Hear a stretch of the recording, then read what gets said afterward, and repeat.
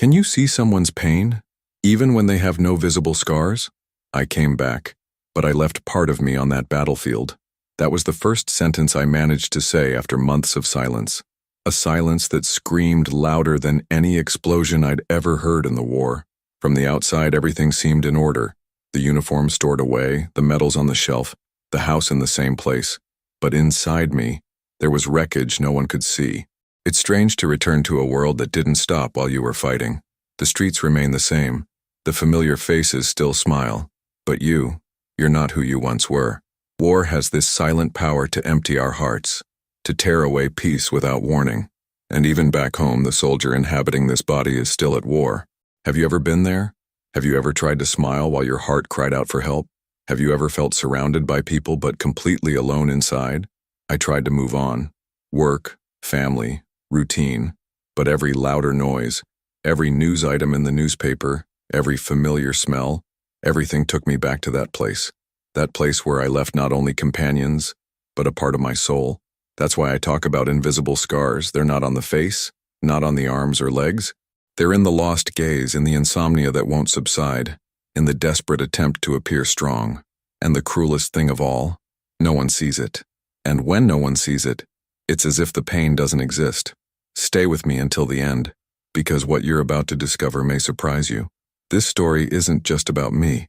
It's about thousands of people who return from war without apparent injuries, but carrying daily battles within their minds and hearts. It's about difficult new beginnings, about secrets buried behind a smile, about sleepless nights and days when just breathing is a victory. You know that feeling of no longer fitting into your own world?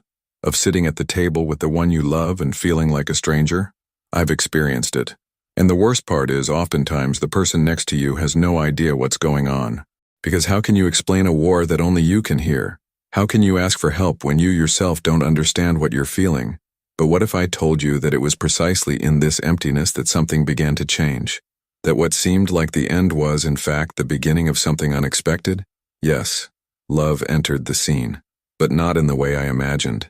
And that's what I'm going to tell you about now, about how pain threw open the door, and love had the courage to enter. Yes, love entered the scene, but not in the way I imagined, and that's what I'm going to tell you about now, about how pain threw open the door, and love had the courage to enter. But before we go any further, let me ask you something. Have you ever felt love reach you when everything seemed too dark? Have you ever experienced that moment when a word, a hug, or even a simple look was able to rebuild what was inside, even if no one else understood? If this topic resonates with you, leave a comment below with what's touched you most so far. Your story, your opinion, or even just a word. It all matters. Because when you comment, you're not just sharing your voice. You're helping create a safe space where others feel less alone. And if this kind of content does you any good, if it helps you reflect, feel, or even breathe a little easier, like this video, it's a simple gesture, but it makes all the difference in reaching those who also need to hear it. And of course, if you believe stories like this deserve to be told, subscribe to the channel. Here we talk about pain without taboos, about faith without imposition, and about love as a bridge to healing. Your participation here is what makes this channel grow and reach more people with this message. Now, take a deep breath with me, because what happened after that moment changed everything. But not quickly, not with grand gestures. It was something subtle, almost imperceptible, and yet, it was enough to rekindle the flame that I thought had gone out. It was like living inside a body that no longer obeyed me. I'd look in the mirror and see someone who looked like me, but who no longer carried the same certainties, the same spontaneous smiles, or the same eyes. Everything was there, the skin, the features, the voice that still said, "It's okay," when asked, but inside, it was as if a silent storm had invaded everything, leaving only ruins. Coming back from the war was by far the hardest part. Not because of the lack of gunfire or the silence that replaced the explosions, but because, far from the battlefield, I expected to find my life again. And all I found was a stranger living in my place. The people around me celebrated my return. "Thank God you're here," they said, their eyes filled with relief. And I smiled. Of course I smiled. But that smile didn't come from the heart. It was a trained reflex, an invisible armor I wore so as not to worry anyone. Inside, each morning was a new battle. Getting out of bed required more strength than running miles under the desert sun.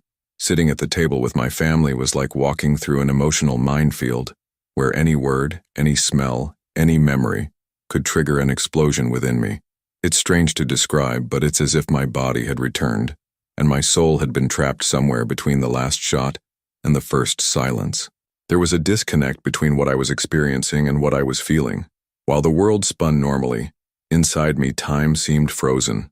Nothing made sense. Nothing fit. I was the same, but at the same time, everything about me had changed. And that's what many people don't understand. Trauma doesn't need to leave visible scars to be real. There's a hidden truth behind those who have returned seemingly whole. A truth made of memories that don't know how to silence themselves, of scenes that repeat themselves when the lights go out, and of a heart that longs to feel again but is afraid to even take a deep breath. And the cruelest part of this journey is the loneliness. Because when you try to explain, it seems like an exaggeration. And when you keep quiet, you become invisible. I became an expert at smiling with my lips while screaming inside. Even in happy moments, my son's birthday, Sunday lunch, chatting with old friends, I was there, but I wasn't. It was like watching my own life from the outside, as if someone had pressed the wrong button and placed me in someone else's body. It was slowly destroying me. Not all at once, but in small cuts that only I felt. I could walk, talk, work, even laugh, but it was all automatic. That kind of tiredness that sleep can't fix. That anguish that no one understands because you have everything to be fine. And that's when I began to realize something that would change everything. Sometimes the biggest prison is the one no one sees, and the key to escape it is almost never where we expect it. Now I want to go even deeper into this subject, because what came after this realization was the beginning of a transformation, not the kind that happens in a flash, like in the movies, but the real kind which requires small choices, slow steps, and a radical change of mindset. Because surviving the war isn't enough, you have to learn to live again after it, and perhaps the hardest part is this: rebuilding something that was destroyed from the inside out, trusting the world, people, and yourself again, finding meaning in ordinary days, when everything inside you screams for intensity or numbness, and, above all, accepting that you don't have to be the same as before, because now you carry baggage that can make you stronger, more sensitive, more human. Comment here. I'm on this journey too. That alone could be the beginning of a real connection, because sometimes all we need is to know we're not alone. Now I want to delve even deeper into this subject, because it's one thing to return home and not feel at home. It's quite another to live with voices that insist on pulling you back to the place you most want to forget. And the worst part is, they don't shout, they whisper. They whisper when everything is quiet, when the house falls asleep, when the city falls silent. That's when the real noise begins. These voices have the power to transform a seemingly peaceful night into a mental battlefield. And it didn't matter if I was lying in a comfortable bed or surrounded by people who loved me. Inside my mind, it was still dawn in hostile territory. Each nightmare was a message from the past, fragments of memory that replayed like a movie that never ends. I would wake up in a cold sweat, with my heart racing and the real feeling that something terrible was yet to happen. But it wasn't. It was just my body trying to survive something that had already passed. But my soul didn't yet know it. These invisible scars have a cruel way of hiding in even the smallest gestures. A smell in the grocery aisle, a background noise on the news, a stray phrase in a stranger's conversation. Silly, everyday things. But they threw me back into that chaos. And the strangest thing? I learned to hide it. I learned to laugh through the tightness in my chest, to play with my son even when the world inside me was crumbling. I learned to hug and talk while my mind struggled between the present and a past that wouldn't let go of my arm. There was a day that seemed like any other. A shy sun, the sound of coffee being brewed, my wife packing to leave. I got up, as usual, and went to the kitchen.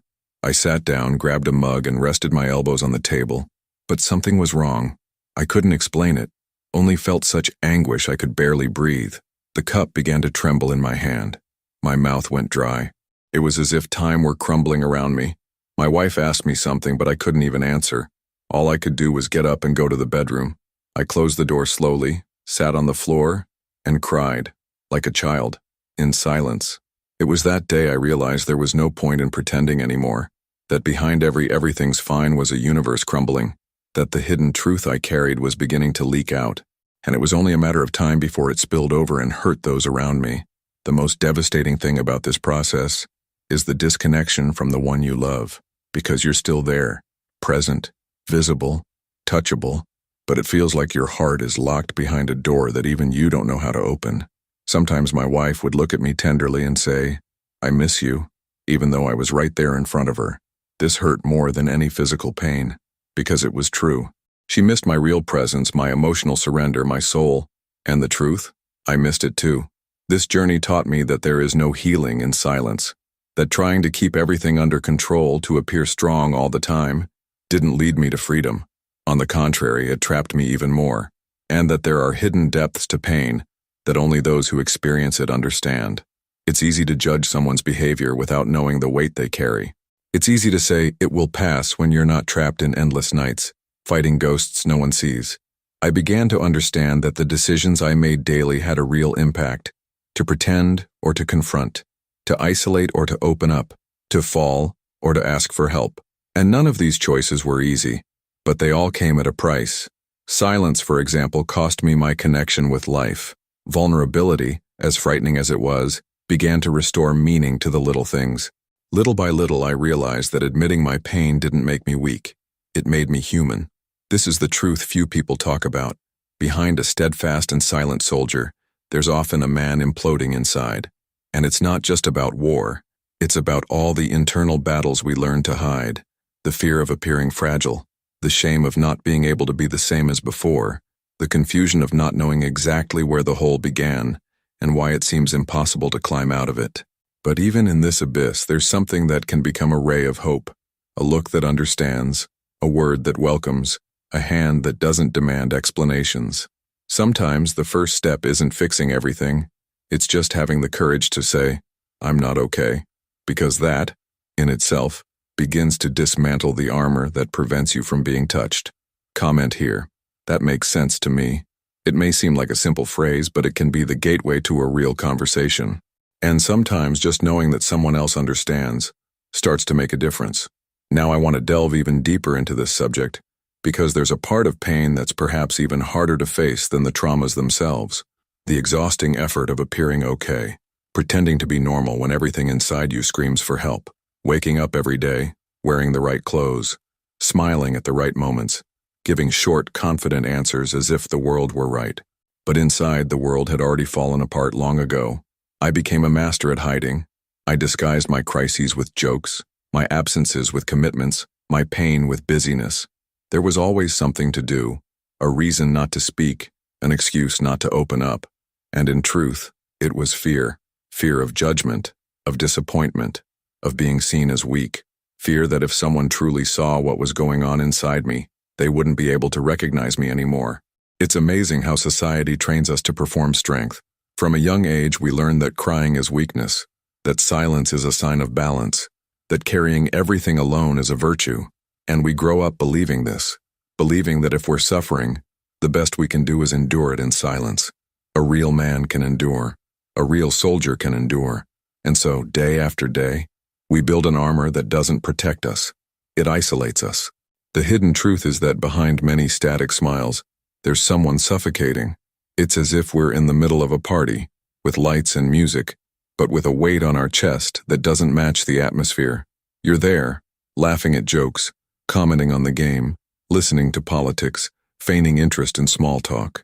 But your head is far away, your heart, even more so, and no one notices, because your mask is good, and you try so hard to make it so. We learn to play a role so well that over time, we begin to forget who we really are. I even wondered if any part of me was still real, if that forced joy was ever genuine, if that man everyone admired was really me, or just a well-rehearsed reflection. The answer came slowly in fragments of silence, and it was painful. There were days when my family's presence was unbearable, not for lack of love, but because looking into their eyes reminded me of the guilt I carried for not being able to truly surrender. I was there, yes, but trapped inside myself. It was like hitting a glass wall. I saw everything but couldn't break through. And the saddest thing is that it became routine. Living disconnected became part of my daily life. And since no one understood, I convinced myself it was better this way. But pretending is costly.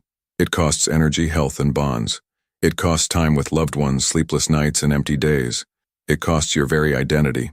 The mask may protect you for a while, but after a certain point, it starts to suffocate you, and you don't even realize you're breathing more shallowly, speaking less, isolating yourself more. It's as if you're slowly fading away, trying to maintain a living image that no longer represents who you are. The weight of all this isn't just emotional. It affects your decisions, your mindset, your way of seeing the world. You begin to doubt your abilities, distrust others' intentions, and reject sincere affection because you feel you don't deserve it.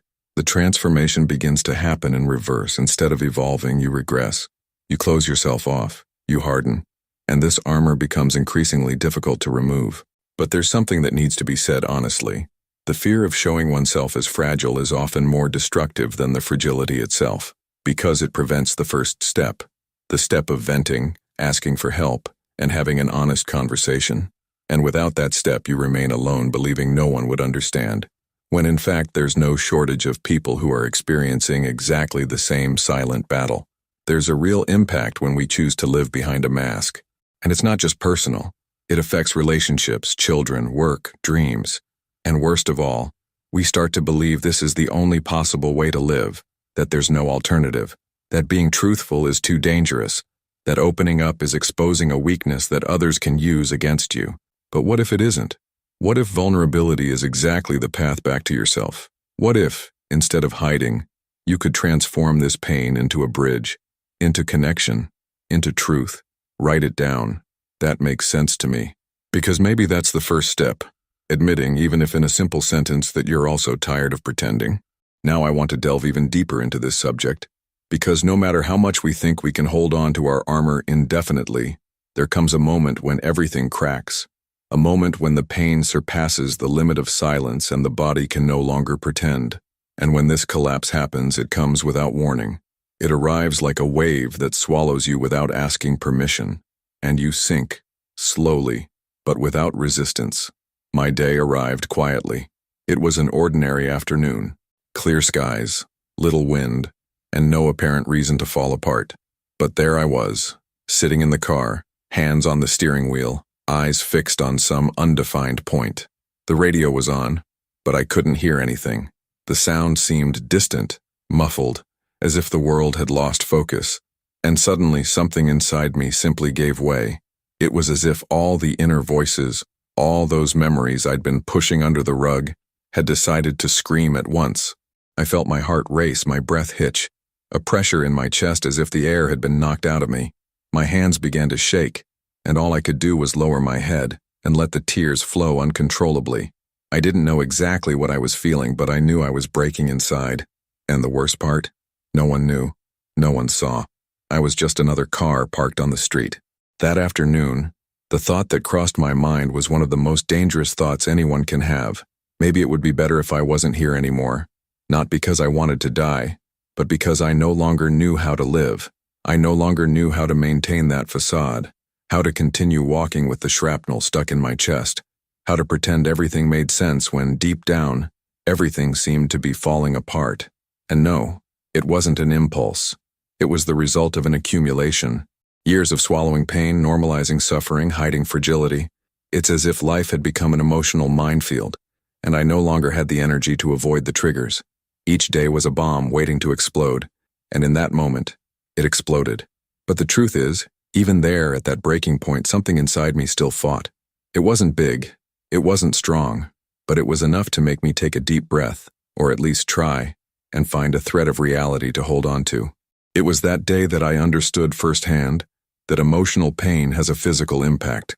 It paralyzes, it sickens, it corrodes, and often, it's only taken seriously when it's already reached that point. The most painful thing of all was the feeling of invisibility, of screaming in silence, of having no one to listen without judgment, without rushing, without ready-made advice. I didn't need solutions at that moment. I just needed someone to say, "I'm here.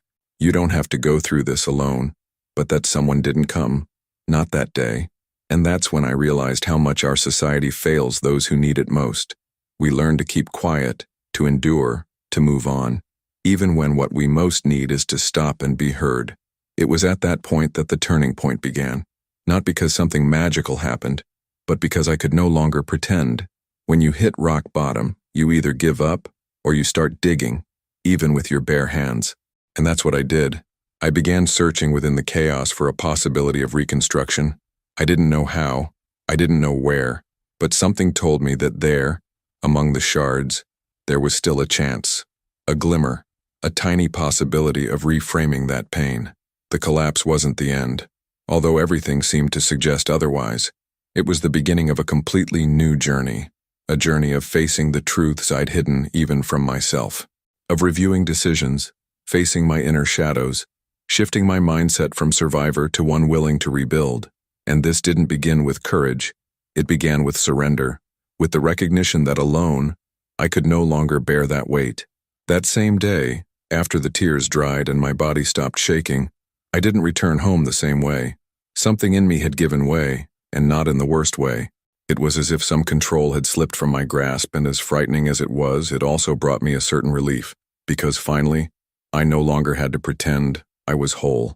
And there arose a question that would change everything. What if, instead of trying to go back to being who I was, I accepted becoming who I am now, with everything I've been through? Perhaps that was the key. Not to find the man who left, but to discover the man who survived. A scarred man, yes, but also more aware, more sensitive, more willing to feel, even if it meant bleeding again. Comment here. I'm on this journey too. Sometimes just acknowledging this out loud begins a new kind of healing. Here begins the emotional turning point. It could be a reunion with an old love, the arrival of a child, the adoption of a dog, or even a call from a distant friend. The important thing is to show how a simple gesture of love opened a gap in the pain.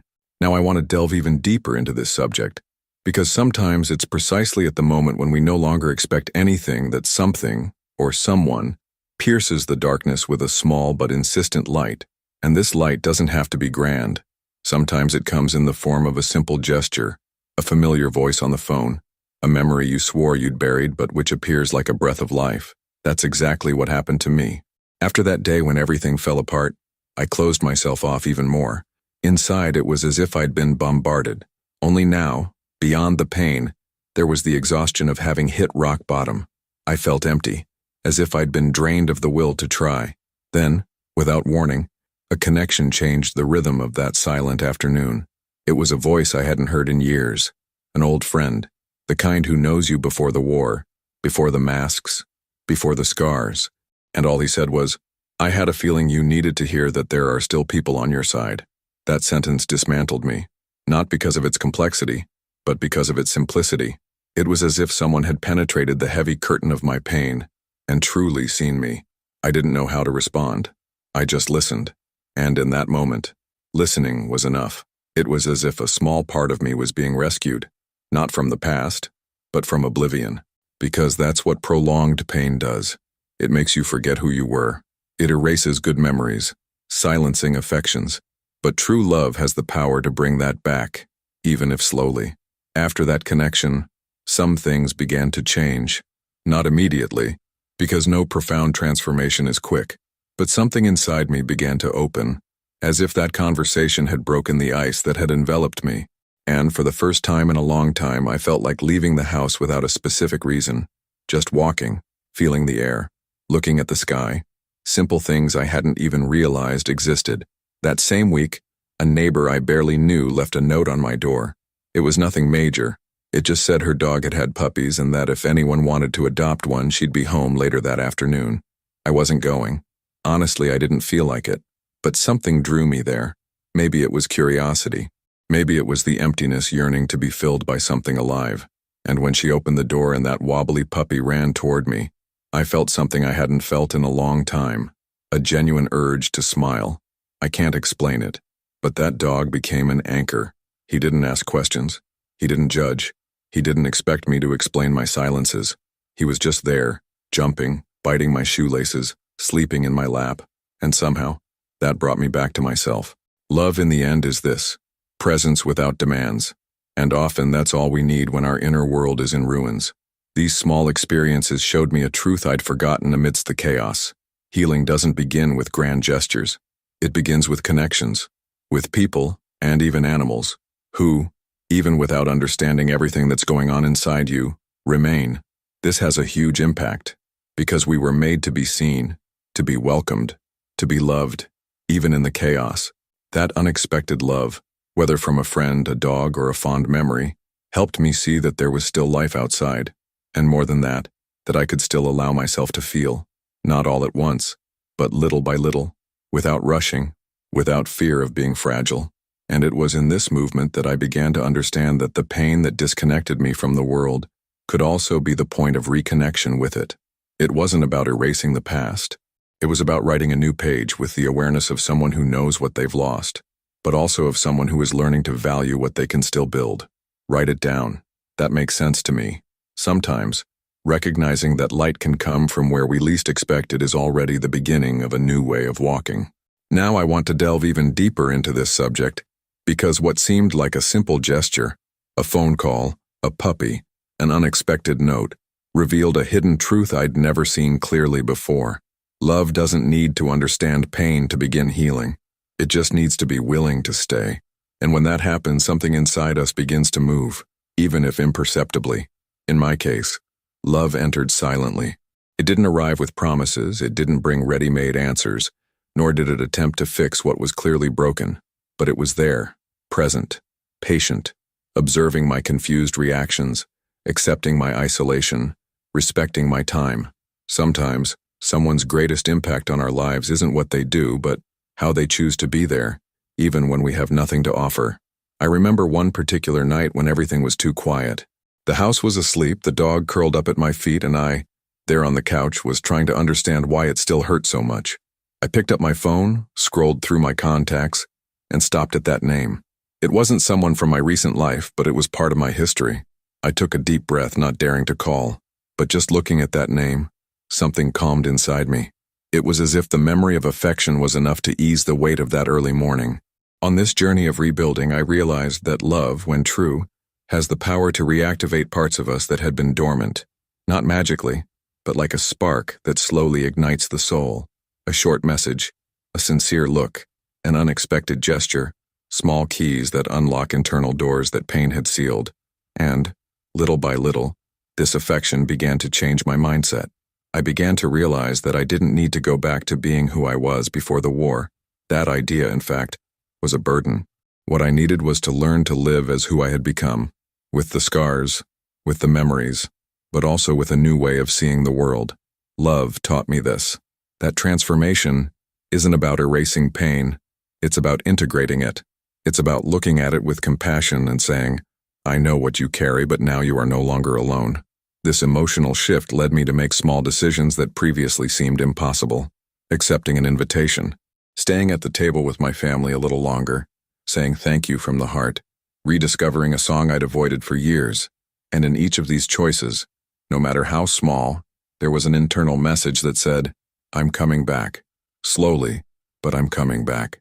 The truth is, behind all the rigidity I'd built, there was a man hungry for reconnection, someone who had forgotten what it felt like to trust, to smile without fear, to rest in someone's arms. Love, even when it came in unusual ways, began to remind me of these things. And it wasn't just about receiving, it was about allowing to be seen again, allowing to be cared for, heard, embraced, even if I didn't yet know how to reciprocate.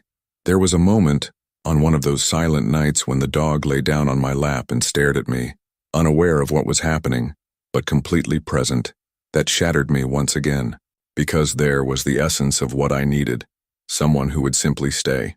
And the most powerful revelation of this period was this, that true love doesn't demand healing.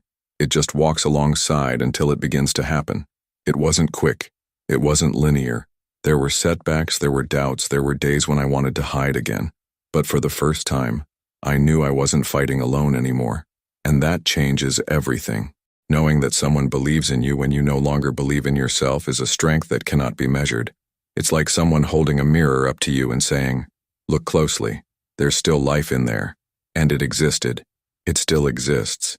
With pain, yes, but also with new possibilities, with space to rebuild, with room to start over, with the opportunity to create memories that have nothing to do with the war, but with what comes after it. Comment here, I'm on this journey too. It may seem simple, but admitting that you are also trying to find your way is, in itself, a form of self-love. Now I want to delve even deeper into this subject, because it's one thing for love to appear in the midst of pain, like an unexpected light. It's quite another for it to begin to inhabit empty spaces, occupy corners previously filled with darkness, and without haste, without fanfare, rebuild everything that seemed irretrievable. That's what began to happen to me. Love stopped being just an encounter or an isolated gesture. It became a constant presence, a silent constancy, a thread that, little by little, stitched together the parts I didn't even know could still be touched. It wasn't grand. No emotional declarations or cinematic twists. It was in the routine, in the sound of coffee brewing in the morning, in the smell of bread warming in the oven, in the hand that touched my shoulder without asking for an explanation. Love seeped through the cracks of my pain like light slowly enters a dark room when you open the window just a crack. And that was more than enough. I began to notice subtle changes, like the way I sat at the table. Before, I'd always been sidelined, my body withdrawn, as if I were a guest there. But over time, I began to move closer. I sat in the center of the table. I ate more calmly. I looked into people's eyes. I commented on the taste of the juice. Simple things, almost imperceptible, but they spoke volumes about my internal process. Because when the pain begins to give way, we start to notice the details again. And sometimes the details are the saving grace. The strangest thing is that I started listening again. Not just listening, but really listening. My wife's stories, my son's dreams, the memories that once caused me pain, now found a safe place within me. I no longer reacted with tension. I learned to breathe deeply, to stop defending myself all the time. And this brought me a lightness I had forgotten what it felt like. Love, with its almost stubborn patience, helped me rebuild even the way I saw the world. Before, everything was a threat. The noise in the street, a sideways glance, a door that slammed louder. I lived in a state of alert, but affection taught me in practice that the world could be a safer place than I imagined, that there was still beauty, even amidst the ruins, that there was peace in the silences, not just pain. I remember one morning in particular. We were all in the kitchen. The dog was lying on the floor. My wife was washing the dishes. My son was trying to show me a drawing. I was laughing, not forced, not out of politeness. It was a laugh that came from deep within, light, almost childlike. And for a second, I realized that this moment, so ordinary, was actually extraordinary. Because just a few months ago, I couldn't even imagine being there. I thought I would never be a part of anything again, that my role in the world was over. But there I was, present, connected, whole, albeit scarred. It was during this phase that I understood that reconstruction doesn't come from brute force. It comes from surrender, from accepting care, from allowing other hands to touch what you've spent so long protecting. This changes everything, because when you stop resisting love, it finds the shortest path to your heart. And once there, it begins to do what no logic can, restore hope. And when I talk about love here, I'm not just talking about romantic love. I'm talking about the love that appears in a friend who listens without judgment, in an animal that doesn't demand explanations, in a child who looks at you as if you were the strongest person in the world, even when you're broken. I'm talking about the love that manifests itself in attentive listening, in respected silence, in a plate of food left on the bedroom doorstep without questions. It's this love, discreet and consistent, that has the power to mend what war has broken. Over time, I began to rediscover small choices that once seemed distant. I started cooking again. Nothing special, just a latte, some toast, but it gave me a sense of purpose, of presence. I started walking my son to school. We didn't talk much, but walking side by side was a silent conversation that said, "I'm here," and maybe that was all he needed to hear. Love taught me, in practice, that no matter how broken you've been, you can still be a shelter. You can still embrace, care, and participate. The difference is that now I no longer tried to hide the scars. I recognized them as part of my story, and so did love. They coexisted, and that didn't make me less worthy of connection. Quite the opposite. It made me more human. It was then that the routine, which had previously been a burden, became a place of respite. The predictability of everyday life, the schedules, the simple commitments, everything that had once seemed suffocating, now became solid ground to walk on. My mind, which had previously wandered through the shadows of pain, now found refuge in the details of everyday life.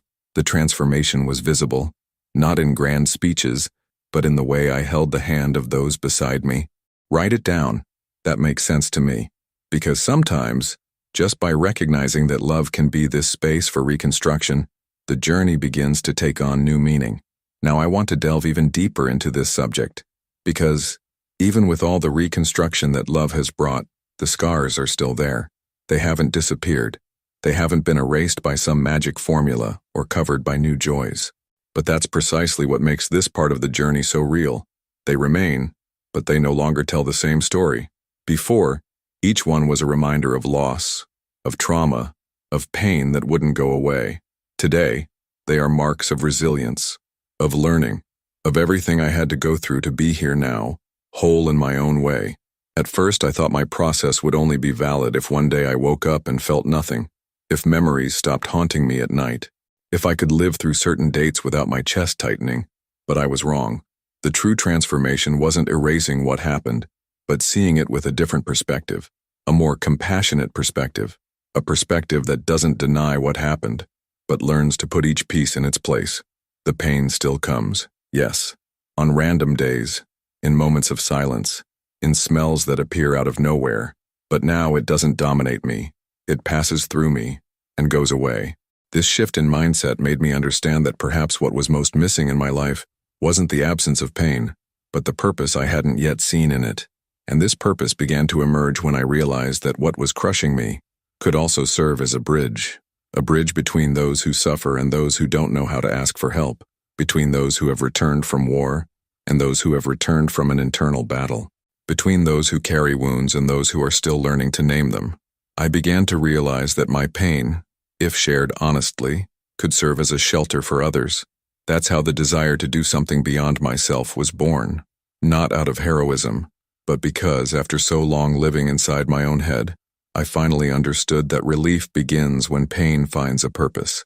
I started small, talking to a veteran friend who, like me, also hid his exhaustion very well, then another, and another, until without realizing it we were getting together frequently, talking about things no one had the courage to say out loud, laughing at things only those who've been through it understand, and most of all, reminding ourselves that we were still human, even after everything.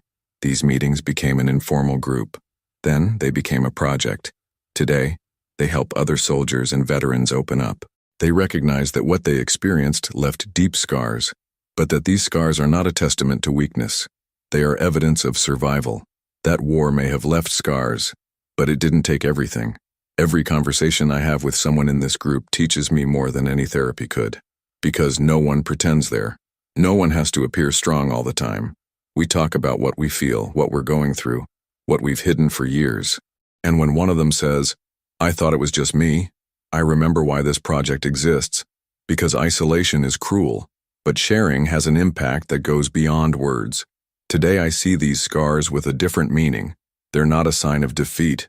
They're proof that something got through me, and I not only resisted, but I learned from it. What's more, I can now use this experience to make sense of what once seemed inexplicable. Everything I've been through, all the pain I've endured in silence, now has a voice. And when that voice reaches someone, even just one person, it was worth it. And it's curious to realize how, even without realizing it, I began to live with more empathy. I listen better. I pay attention to the silences of others.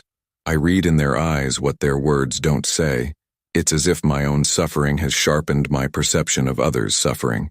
And this hasn't weakened me. On the contrary, it's given me new strength, a strength that comes not from rigidity but from understanding, from humanity, from the ability to put oneself in another's shoes without needing explanation. Perhaps the greatest revelation of this journey is this: pain doesn't need to disappear for life to have meaning again. Sometimes it just needs to be respected, embraced, and used as a tool to build something greater than survival itself. When we stop running from pain and start talking to it, much changes. What was once a shadow becomes a path. What was once a burden becomes a direction. And this isn't a solitary achievement. It takes time. It takes falls. It takes courage. But deep down, it leads to a truer way of living. Less idealized. More present. I'm no longer who I was. I don't even need to be. Today I carry with me everything I've lived, everything I've cried over, everything I've redefined. And honestly, I wouldn't trade it for a life without scars. Because now every mark has a name, a memory, a lesson, and above all, a function. Comment here. That makes sense to me. Because maybe your scar is also ready to tell a new story. Now I want to delve even deeper into this subject. Because after everything, every pain I faced, every sleepless night, and every piece carefully rebuilt, I realized something was still missing. It wasn't companionship, it wasn't acceptance, not even emotional stability. It was something beyond, something that called to me from within, in the silence of empty hours and in those moments when, even surrounded by love, I still felt incomplete. And it was in this space of restlessness that I began to rediscover something I had long ago left behind: faith. And when I talk about faith here, I'm not talking about religion in the traditional sense, nor about ready-made formulas or rituals I've come to follow overnight. I'm talking about that voice that begins to whisper deep down when everything seems to have been said. That feeling that there's something greater at work behind the scenes of pain, that our journey isn't just made up of losses and overcoming, but of a deeper calling to something that transcends human experience. Faith entered without knocking, and perhaps that's why I allowed it to stay. At first, it was just a repetitive thought. Did all of this have a reason? Then came the question, what if my pain was not in vain? And then, little by little, a new mindset began to form within me. I began to realize that every fall, every tear, every feeling of emptiness pushed me towards something I didn't yet understand, but which already touched me deeply. That's when I began to see life as more than a series of random events. It began to make sense, even in the parts that previously seemed inexplicable. On one of those quiet days, I found myself alone, sitting on the living room floor, with the dog sleeping near my feet and the late afternoon light streaming through the window. And there, without realizing it, I began talking to someone I wasn't even sure was still listening. No fancy words, no rehearsal, just a raw outburst. If the Lord is still there, I'm here too. And that moment, though small, had a huge impact. Because, for the first time in a long time, I felt like I didn't have to carry everything alone. This rediscovery of faith wasn't an immediate return to some tradition, but a dive into my own essence. It was a rediscovery of myself, as if I were looking in the mirror with gentler eyes.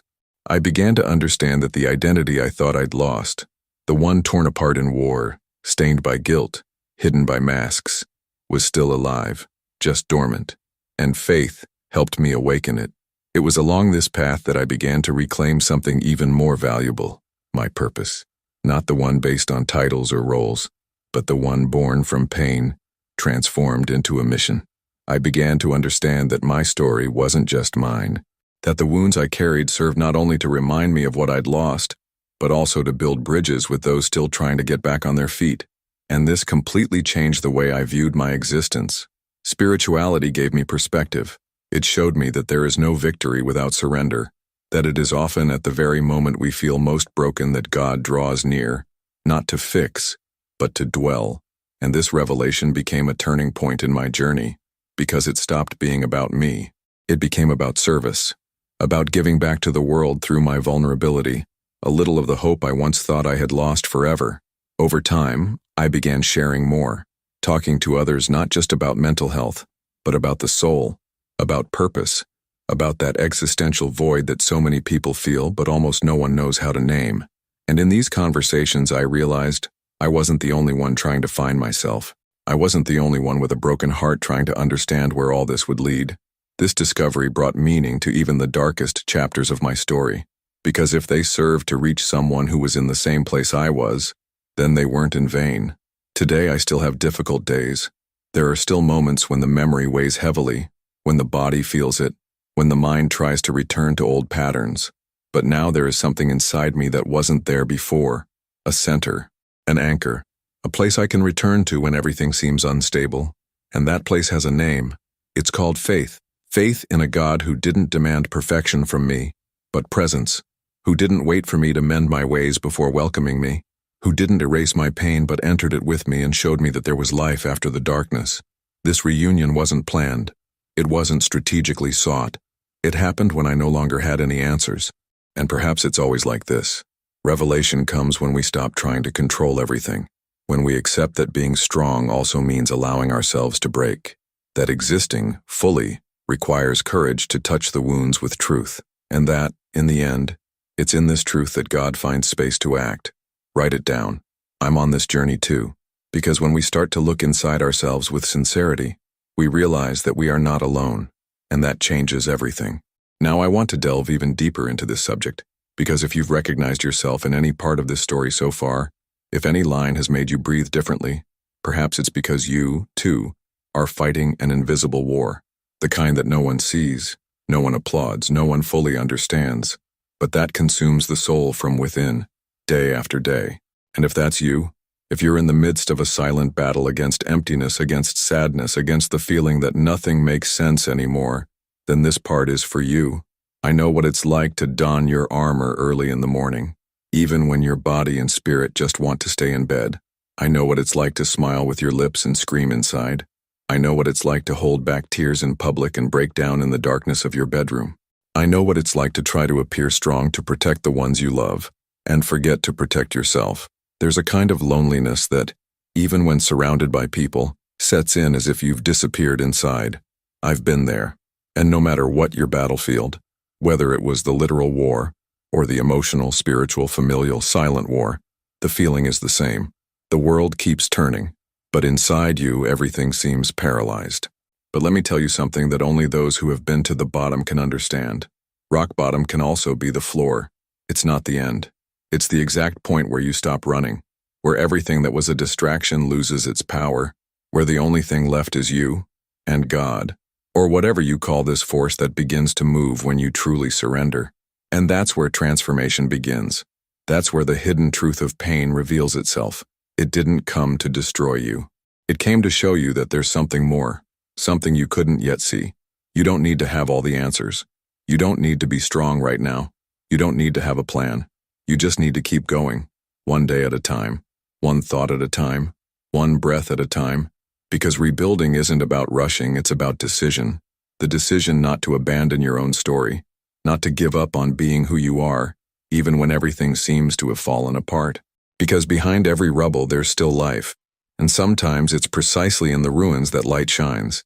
If you feel like no one understands your pain, know that you are not alone. I too thought my story was over. But that's when God began to rewrite it. Comment here. I am also rebuilding. Because when someone writes this out loud, it stops being just pain. It becomes testimony. If you've made it this far, I can only thank you for walking with me through this story. Sometimes all we need is a space where we can breathe deeply, feel heard, and in some way, welcomed. And if this video brought you that, even in a fragment, even in silence, then it accomplished what it was meant to do. If this content spoke to you, if at any point you felt understood or saw yourself between the lines, subscribe to the channel. The idea is to continue building this space where real stories are given a voice and where pain finds meaning. And if you can, leave your comment with the phrase, "I'm with you until the end," just so I know you were here strong until the very last minute. This strengthens this meeting place we're creating together. Oh, and if this video touched you in any way, please leave a like. It's just a click, but it shows me that this kind of conversation is valuable and deserves to continue happening here. And look, there's a video right here that complements this conversation in a very special way. Click and stay with me there. We still have a lot to experience and share together.